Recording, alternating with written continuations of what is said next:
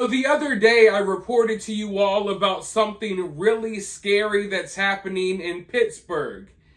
In Pittsburgh, there's such a shortage of police that law enforcement is no longer responding to most calls. So you can be in the process of getting robbed or getting hurt, and most likely the police are not coming. Anything short of you being in the process of getting murdered, the police aren't coming. And even if you are in the process of getting murdered, who knows when they're going to show up. Also, between the hours of, I believe, 3 and 7 a.m., there's no police working at all. So if something happens to you in like the middle of the night, early morning, police aren't going to respond at all because there's not a single officer on duty in Pittsburgh. So it's kind of like the real life purge. And now criminals from all over America know that they can go to Pittsburgh and basically do and get away with whatever they want to, as long as it's in a certain time frame or as long as they don't push too many boundaries. The police ain't coming. Well, now a similar situation is unfolding in Baltimore. A very scary situation. In fact, I believe it was last reported a couple of days ago that in a district, and this is just one district, they had a district of about 60,000 people and only 3 officers working that district. There are calls coming in about children getting abused, calls coming in about people getting assaulted, and the police are not coming. It's now gotten so bad that they're offering to hire random people off the streets to be police officers. And they need officers so bad that they're skipping any training at all. You can literally sign up for a job and you'll probably be working as a police officer the next day as long as you got a driver's license. That's how crazy this has gotten. And I can't even fathom, living in a big city, a city like Baltimore. Baltimore can be rough, folks. Baltimore city streets were crazy when they had no shortage of police. So imagine what's going to happen now. And that whole defund the police movement and all of that nonsense, that's kind of what got us here. People don't want to be police officers anymore. People are scared to be cops.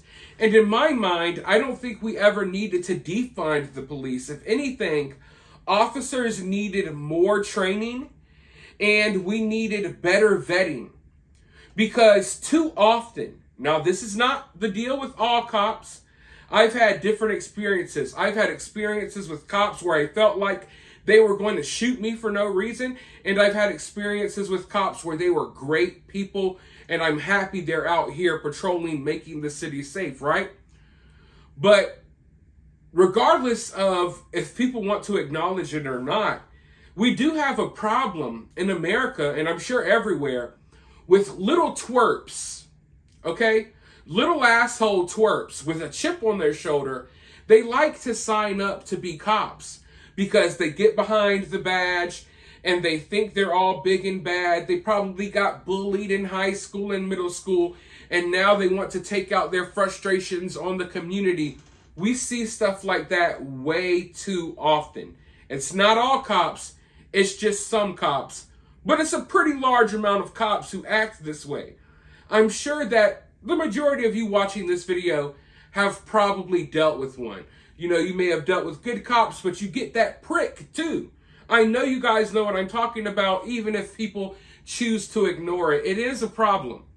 So I felt like we needed better vetting to make sure that you're not hiring some overly aggressive twerp with a chip on their shoulder. And you need better training to make sure that police actually know how to handle themselves in these crazy situations that they get put into. Because at the end of the day, even though there are a lot of prick cops, we have to understand they work a very stressful job. So that doesn't fly over my head either. They got to deal with crazy stuff and crazy people on a daily basis. And I'm sure that after a while, it takes a toll on you and you become less patient and things of that nature, or at least some people will. But now, in Baltimore, after defund the police, now Baltimore is hiring random people to be cops. And how could this go wrong? How could this go wrong? They're asking civilians off the streets, sign up, no training, no nothing. But before I go off on an even further or bigger rant, I'm going to roll this news clip really quickly. Make sure you drop a thumbs up, drop a comment below. Let me know what you're feeling so far. And then after this clip, of course, I'll be right back with more to say as well. Okay, so it looks like I won't be sharing that news clip. I share news clips in my videos all the time, but for some reason, YouTube has an issue with me sharing this clip. I don't think that they want people knowing how bad things have gotten. Don't get me wrong. They'll be all over your TV screens screaming, defund the police, and all of that stuff, right? But once we see the outcome of that, they want to cover that up. But if you want to, you can look into the shortage of police in Baltimore, and you can probably find the news clip. In the news clip, they basically go over the same information that I've talked to you all about here. But they do let you listen to some 911 calls. A call comes in about a little boy being found with bruises all over his body. Hours later, there's still no police responding to that call. There's calls coming in about people who have gone missing. Hours later, there's still no police response to those calls. It's a very, like I said, I keep saying scary, but it's a very scary situation. Hearing all of these urgent, very serious 911 calls coming in, knowing that no one is going to show up. And if they do, it's going to be way too late. But what do you expect when you got like 3 police officers working an entire city? They also talk about how dangerous this is. Obviously, it's dangerous for the citizens of Baltimore, but it's also extremely dangerous for the cops that are still working, because they don't have any backup. If an officer shows up to a dispute that's involving dozens of people, they don't have, the cavalry coming in to save them. They have maybe 1 or 2 other officers working in the city that can't provide backup anyway because they're dealing with other calls. So it's just, we're now starting to see the after effects of everything that happened a few years ago, and it's not working out well. Where's all of the, what were they, like counselors and stuff that they wanted to replace the police with? Where are they? They're nowhere to be found. And now people are literally getting hurt. They're getting kidnapped and you name it, and no one's going to help. I don't see how anyone can feel safe living in these big cities anymore. And it was never that safe to begin with. And to be clear, you're never really 100% safe anywhere that you're at these days. But hell, the last place I would want to be is somewhere like the inner city of Baltimore with no cops at all patrolling the streets. Knowing in your mind that even if something happens to me, the cops aren't coming. And knowing in your mind that the criminals and the people out there walking the streets know that as well. So for some people, you hear this news and you know the cops aren't coming. So now you're scared, right? You're scared something may happen. But for other people, they hear that and they view it as an opportunity. The opportunity to victimize people, to hurt people, to steal, kill, you name it. And I mean, it's starting to look like the real life purge. And all of this is not a coincidence. This is not an accident. This is all by design. It may have taken a couple of years, but we're now seeing the after effects of everything we went through with the BLM and all of that nonsense a few years ago. We're starting to see the after effects, and this is what people wanted. The same people who marched in the city streets for this stuff are going to be the same people being victimized by the very policies and the very things they fought for. A lot of these people wanted to get rid of the police. Well, guess what? What are you going to do now when someone runs up in your house at 3 o'clock in the morning? When you're laying there with your kids in the crib, what are you going to do now? You were marching in the street asking for the police to be abolished 2 years ago. Now they're gone.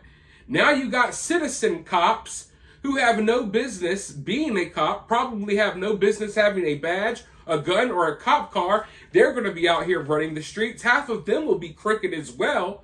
So this is just a total recipe for disaster. It's starting to look like the real life Purge. I don't know if you've watched the Purge movies. If you haven't, watch them, because it looks like that's what we're kind of headed into. This no holds bar, every man for themselves type of situation.